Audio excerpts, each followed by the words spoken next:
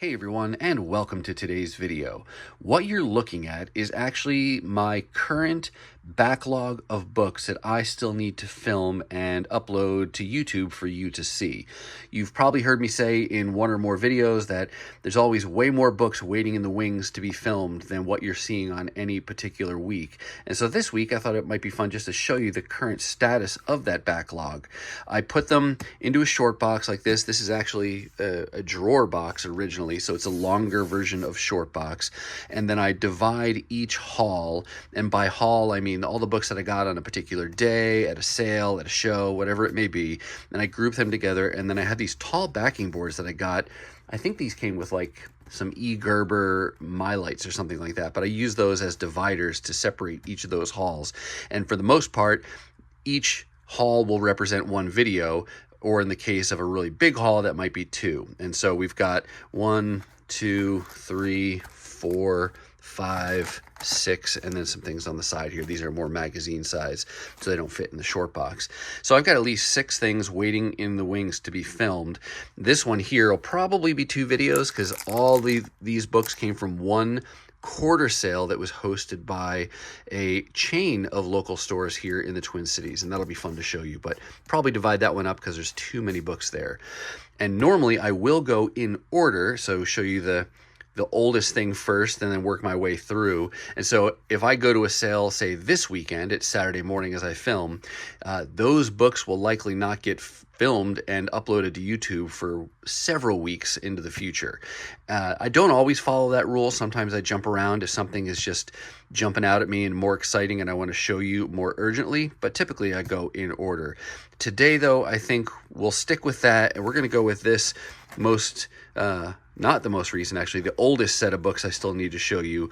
These come from a variety of sources, including a couple different half-price books that I was able to hit on one Saturday of adventuring, and then I think there's some in here that were from a garage sale that I went to, and then lastly, there's a few that I'll show you at the end that were just kind of lost in the shuffle, and I didn't show them back when I originally got them. So let's go ahead, pull these out, and take a closer look at these books.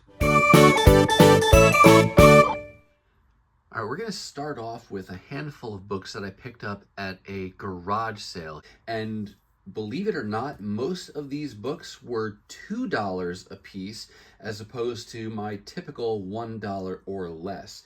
And while that may sound surprising, it's really not necessarily all that unusual. You know, YouTube is a funny thing because it gives you this impression that the whole world is the way you see it on a particular string of videos, but you just get to see the highlights of the amazing deals that I find with dollar books, 50-cent books, quarter books, and even better deals than that. But a lot of times you don't find those kind of deals. A lot of times you go out and you buy 1 or 2 books, or maybe you don't buy any books at all because the store didn't have anything you were looking for. But I'm not going to film that and put it on YouTube. That's not entertaining at all. So you only get to see really when I find those good books at great prices. Now, even when I buy good books at great prices, there are books that I don't find very often or at all. And so I may be working on a run or a story, and it gets down to 1 or 2 issues that I'm missing, and you start to think, gosh, am I ever going to find that book? And then when you finally do, and if it's a whole $2 as opposed to $1, then I'm going to go ahead and buy that just because I want to complete that story finally, and I was starting to think I'd never find it. So a number of the books that you're going to see today kind of fall into that category. Starting off here with Fantastic Four number 227. This is one of like 2 issues that I need to complete my current goal of having everything from issue 200 to 300. There's far more I want for Fantastic Four, but that is one of the kind of mini goals that I'm working on. And 227 has been eluding me. And so when at this garage sale, he had a copy for $2 and it's in good shape, I figured I was going to go ahead and fill that hole. Not to mention that $2 is still less than half price of many comic books today. And when you're at something like a garage sale, definitely want to support the seller. So I do go out of my way to find books that are interesting to me so that I can make at least some kind of purchase at a garage sale. But Fantastic Four 227, one of just a couple issues I need to have everything from 200 to 300.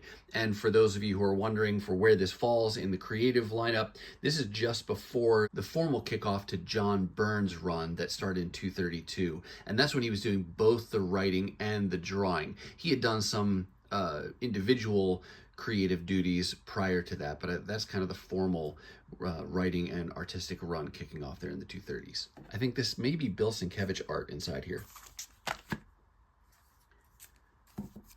Here's a minor key, at least, that I was very happy to find for $2. This is Ultimate Fantastic Four number 23.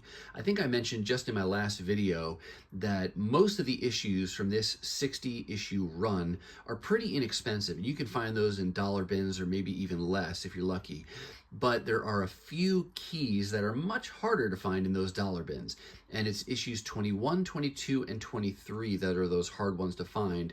And that's because it's a story arc featuring the first appearance of the Marvel Zombies. You get the kind of idea of what's going on there behind Sue Storm Richards there. I haven't read this story yet. I don't have issues 21 or 22, so I don't really know what's going on in detail. But I do know it's that first appearance of the Marvel Zombies, so much harder to find in the dollar bins.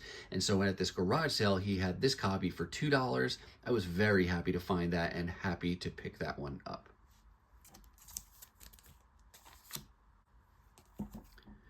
Here's another $2 book. This is Oblivion Song number 34. Not a key of any kind, but it was a key to me because Oblivion Song, in its total of, I'm forgetting now, it was 30-some issues in the entire volume. I've been piecing this together slowly but surely over the last few years, and issue 34 was the final issue I needed to complete the entire series. And this was the first time I had seen it. So again, not having seen it before, it's the last issue I need, and it was $2. Definitely going to get that. And again, still, $2 is still half cover price, and this is in as good a condition as if I had bought it off the stand. So really happy to get that final issue, and now I can finish out reading that entire volume.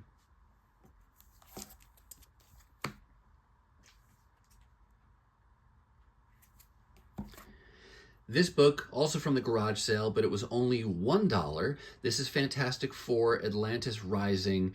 I think this is the second part. I had recently shown you the first part of this two-part story that I stumbled across at a sale. I had never heard of it before, never seen it before, but I was really drawn not only to the Fantastic Four, but to the cool kind of cellophane-y, gimmicky cover that was very 90s, and I love those gimmicky covers. And so I picked that up, and then once I got it home, realized it was a two-part series and thought, oh man, I've never seen this before. Am I ever going to find issue 2 for this? And lo and behold, here it was at this garage sale. So you can see it's got this kind of overlay of the cover with the space background. Very cool. And I believe this is part 2. I could be mistaken. Yeah, Stan Lee presents the furious finale to this Fantastic Four fable in the persons of, and then it gives you the creative team. So yeah, this is definitely part 2. Very 90s, gimmicky cover, but very cool, and it was only $1, so I was able to complete that 2-part limited series.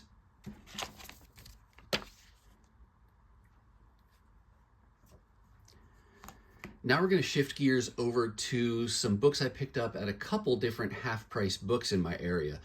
I'm lucky enough to live in a geography where we have 6 different half-price books that are relatively drivable for me.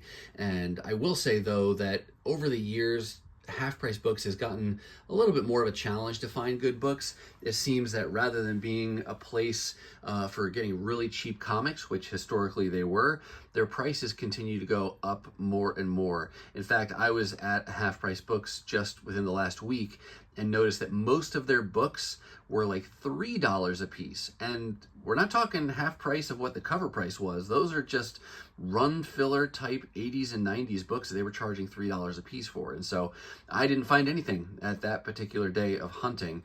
but they've definitely gotten more expensive over the years, so I don't find things nearly as often as I used to. But on this day of hunting, I did get lucky and find a few things, and this book here is one I have never seen before, didn't even know it was a thing. This is Ms. Marvel Storyteller. It's a one-shot, takes place during this Volume 2 era of her comic book series, and it kind of is a one-shot story like what you see here on the cover. It's a pirate-themed story, and on the title page there, you can see that's the typical splash page that they include for this second volume of Ms. Marvel. This is Carol Danvers, but before she was Captain Marvel.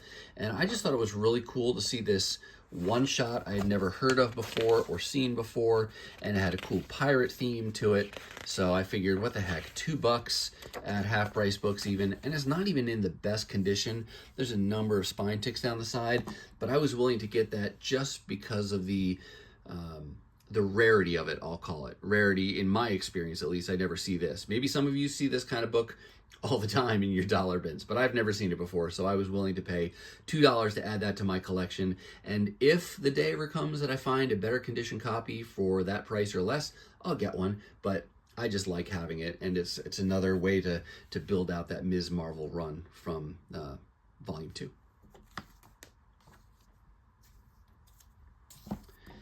Another $2 find from a Half Price Books. This is Mighty Avengers, issue number 13.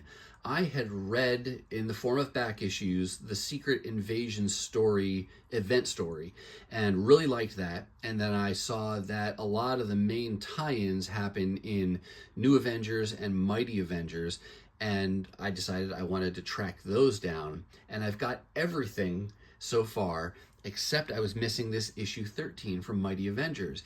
And I'm sure you've experienced this in your own hunting, where you come across a whole run of books from a title, and maybe there's just one of the issues in there that you're looking for.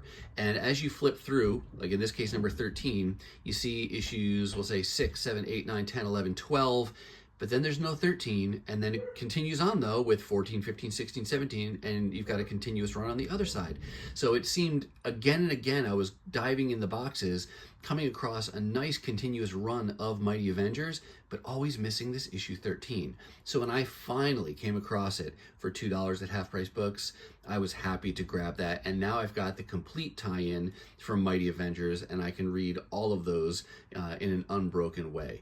But have you ever had things like that where there's a particular issue you're looking for, not even necessarily a key of any kind, but for whatever reason, that same issue seems to be the one that everybody else is looking for, and they get to it before you do? But really satisfying, though, when that's been the trend and you can finally fill that final hole.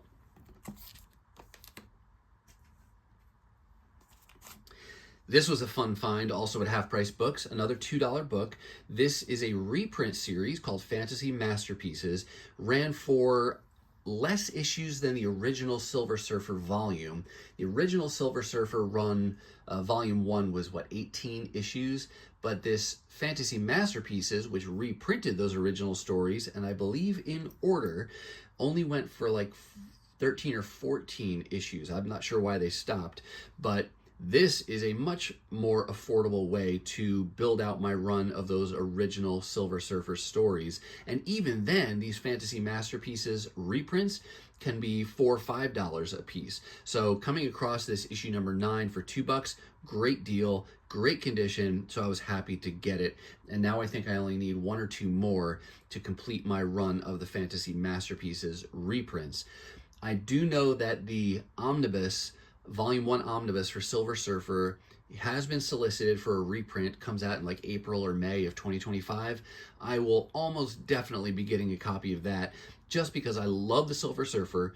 I love the oversized art, especially when it's art that I like, and you've got John Buscema doing the art on this and Stan Lee doing the writing. So definitely going to get that historic run on Silver Surfer in omnibus format, but still fun to find the single issues, even in reprint format. So really happy to find that issue.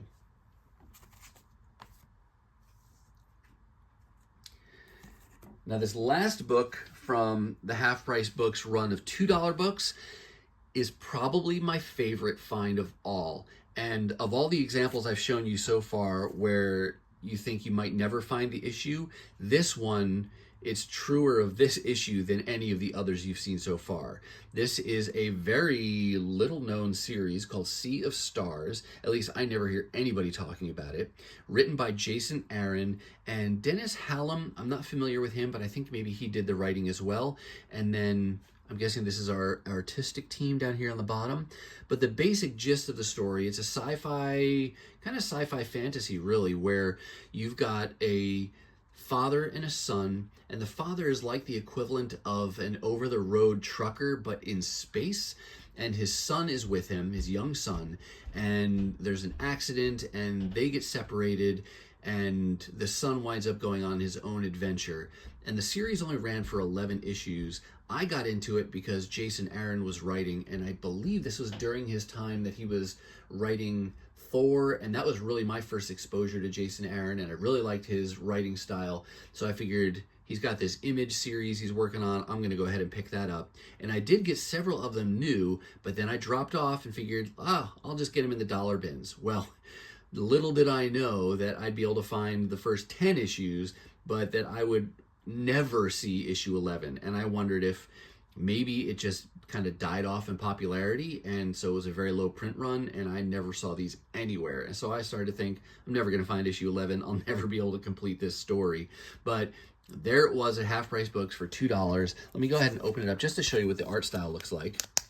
You can also see, if you don't have Half Price Books in your area, the backing boards they use are backing boards, but they must be just like real cheap because they're kind of a matte finish. They're not even shiny on the one side, but they're almost like just a glorified cardboard, white on the one side, and then just untreated cardboard on the back. But the end on the back cover, so it's the last issue.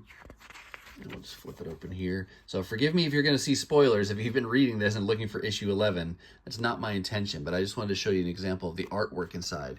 There's the boy who's the lead character, and it follows multiple storylines. It pretty much focuses on the kid, and then you get glimpses of his dad crossing the spaceways trying to get back to his son. But pretty cool art, Jason Aaron writing, and now that I have issue 11, I have the entire series, so really happy to be able to complete this. I'm not going to go all the way to the last page because I don't want any spoilers for myself to see how this finally ends up, but really glad to have that. Not valuable, but valuable to me in that it completes that run and allows me to finish this story. All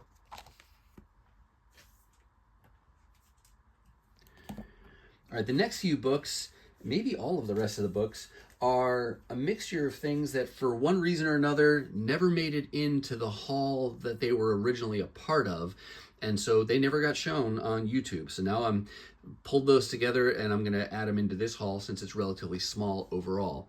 The first two books I got because they're really like spoofs, at least in the title, of Teenage Mutant Ninja Turtles. I think they're both from the 80s.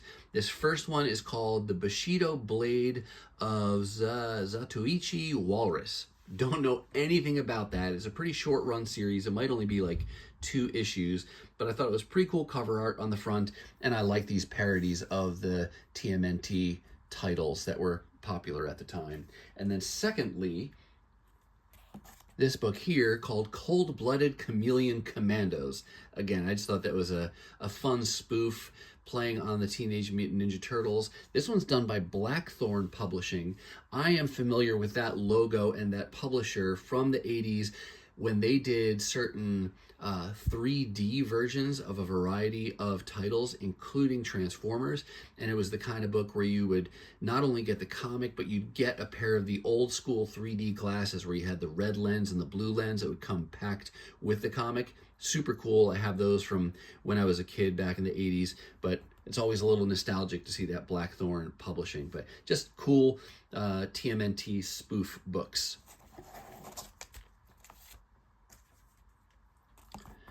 This was a book, I believe was probably just a 50-cent book from somewhere. I don't remember off the top of my head where I got it, but it's another one that I hadn't shown you before. X-Mutants #1. Not collecting this series, not following it all, but I got this one because this is actually the first artwork in comics for Ron Lim. And I really got to know Ron Lim in his time on Silver Surfer Volume 3, but he's done a bunch of other things from the 80s, 90s, and he's still drawing today, does some variant covers and some interior pencils on things, and he's done some Silver Surfer stuff still today. But this was his very first work in comics that was published, so I thought that would be really cool to collect. From a story perspective, I did read this issue, and I'm just trying to remember.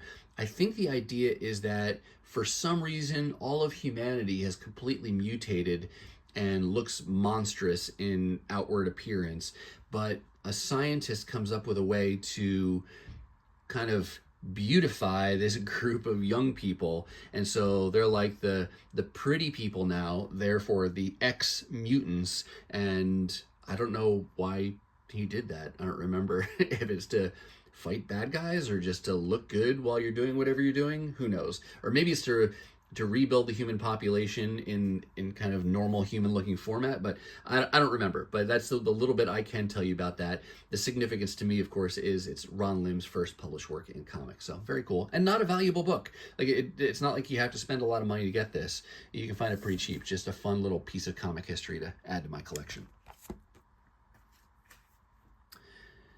Next up here is a 2-part limited series, Squarebound.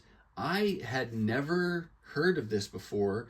I want to say, if memory serves me correctly, I got these at a 25-cent sale that was hosted by a local shop here called Hot Comics.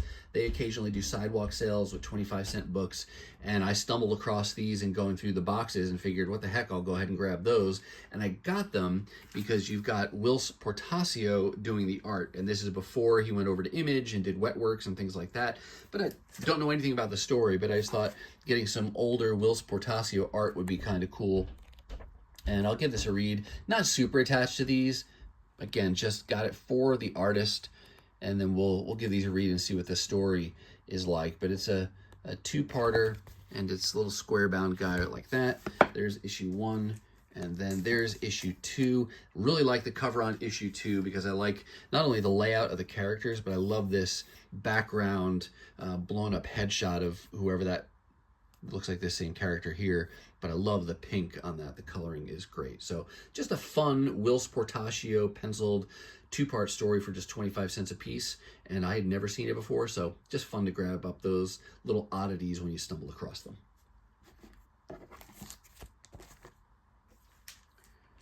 Two more books to show you, and they're probably, from a monetary perspective, the 2 biggest books that you're going to see today. The first one is Fantastic Four number 91.